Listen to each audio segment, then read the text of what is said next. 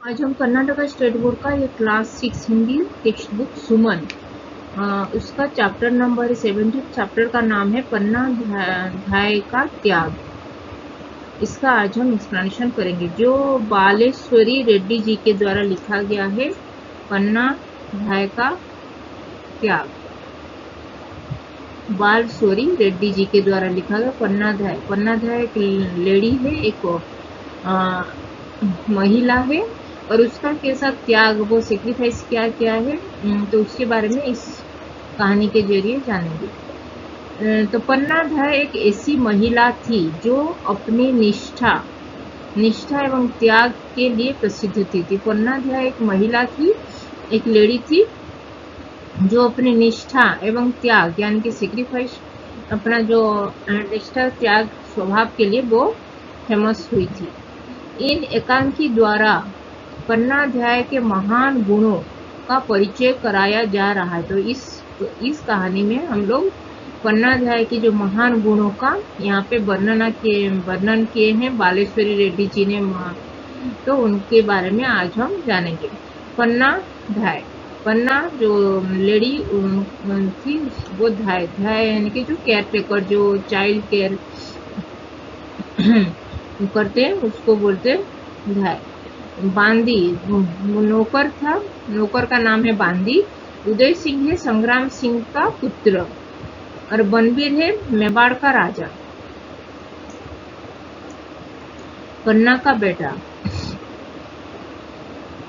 दाई पन्ना राजकुमार उदय सिंह को सुला रही है। तो दाई पन्ना जो एक दाई है, यानी कि जो केयर टेकर, जो चाइल्ड किड्स लोग को जो केयर करते हैं, केयर टेकर लोग, वो है पन्ना, वो दाई है। और राजकुमार जो मेवाड़ के जो राजा उदय सिंह, संग्राम सिंह के पुत्र हैं, उदय सिंह को वो सुला रही है, दाई पन्ना लोरी गाती। इतने में जो बांदी नौकर आकर समाचार देता है कि राजकुमार को मारने के लिए बनबीर ने तलवार लेके चला आ रहा है। तो बनबीर यहाँ पे वो जो उदय सिंह जहाँ पे सोया हुआ था उसको मारने के लिए, संग्राम सिंह का पुत्र था, उदय सिंह को मारने के लिए, राजकुमार को मारने के लिए वो मेवाड़ के राजा जो थे बनबीर, तो वो ये तलवार लेके यहाँ पे आ रहा है बोल के वो चाकर आके, वो बांदी जो चाकर नौकर था, वो आके दाई को बोलता है। दाई पन्ना राजकुमार को हिफाजत में सुरक्षित रखने के लिए प्रयत्न में लग जाती। तो जो दाई पन्ना थी, राजकुमार जो उदय सिंह है, उदय सिंह को वो दाई एक सुरक्षित जगह में लेने के लिए वो वो लग जाती है उसको देखरेख करने के लिए। पन्ना बांदी को पास बुलाकर, बांदी इधर आओ। तो फिर पन्ना जो नौकर जो कहने आता है कि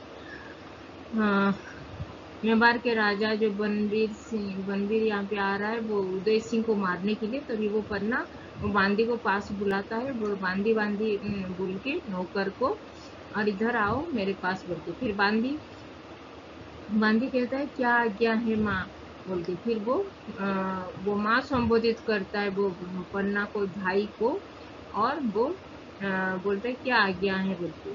पन्ना उदय कुमार के कपड़े उतारकर मेरे बेटे को पहना दो। फिर वो पन्ना जो धाई थी वो कहती है कि उदय कुमार का जो कपड़ा है वो उसको निकाल के, मेरा जो धाई का बेटा भी है, तो धाई का बेटा भी वो उदय कुमार के जैसे उसी एज का है, तो उसको पहना दो बोल के वो कहती है पन्ना बांदी को। फिर बांदी बोलता है जो आज्ञा माई बोलते। फिर वो बांदी भी, वो नौकर भी, वो पन्ना की बात सुनकर वो हाँ में हाँ भर के वो हाँ जो आज्ञा माता बोल के वो उदय का कपड़ा उतार कर, उदय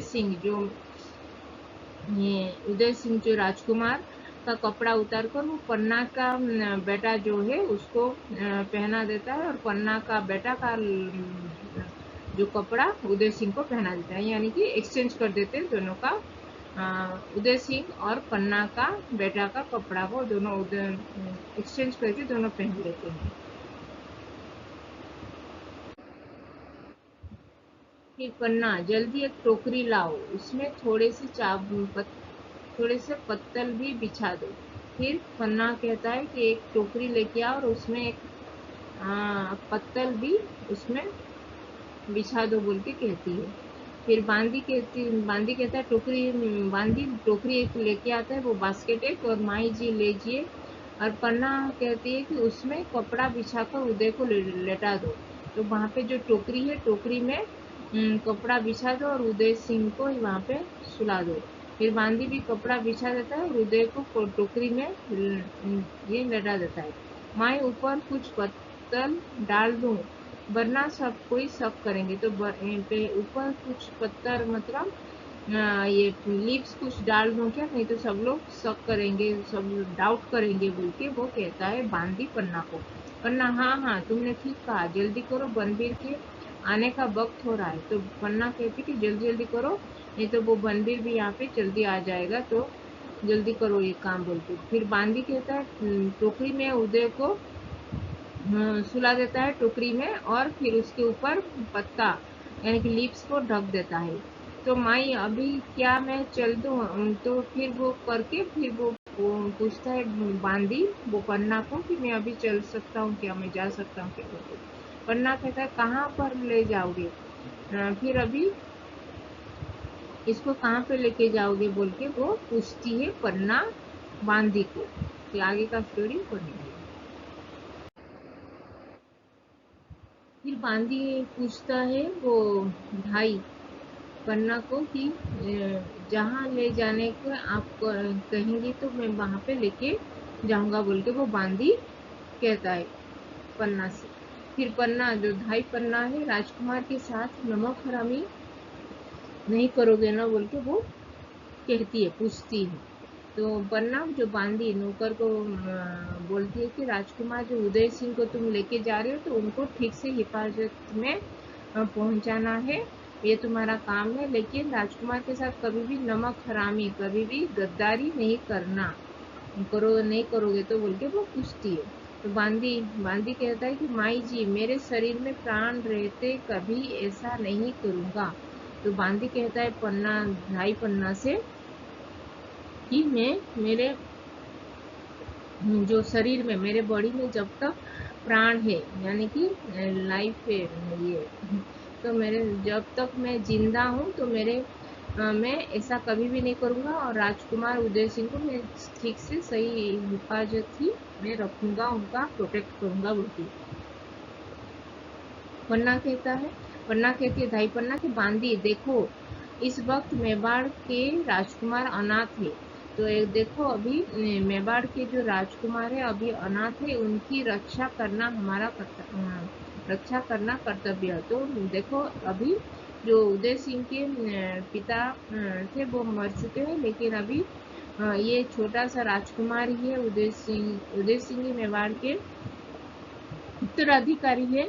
तो उनको ये ठीक से रखना ही हमारा कर्तव्य है, उनका रक्षा करना ही कर्तव्य है, इसीलिए तुमको ठीक से उनका रक्षा करना है बोल के। वो राजभक्ति सबसे बड़ी चीज है, इसीलिए तुमको ठीक से उदय सिंह का रक्षा करना तुम्हारा परम कर्तव्य है बोल के वो कहती है। फिर बांदी कहता है कि माई जी, हम पीढ़ी दर पीढ़ी राजाओं की सेवा करते तो आ रहे हैं, हमने कभी विश्वासघात नहीं किया है। तो बांदी कहता है वो धाई पन्ना से कि हम तो पीढ़ी दर पीढ़ी यानी कि जनरेशन टू जनरेशन, मेरे दादा परदादा भी इस मेवाड़ राज्य के सभी नमक खाए हैं, तो हम कैसे गद्दारी करेंगे? हम कभी भी गद्दारी नहीं करेंगे। हम पीढ़ी दर पीढ़ी इस राजघराने का सेवा करके आए हैं, राजा का, तो हम कभी भी विश्वासघात कभी नहीं किया है, तो आगे भी हम नहीं करेंगे बोल के वो कहता है। बांदी आश्वस्त दिलाता है वो धाई पन्ना को। फिर उसके बाद का स्टोरी जानेंगे नेक्स्ट पेज में 123 में।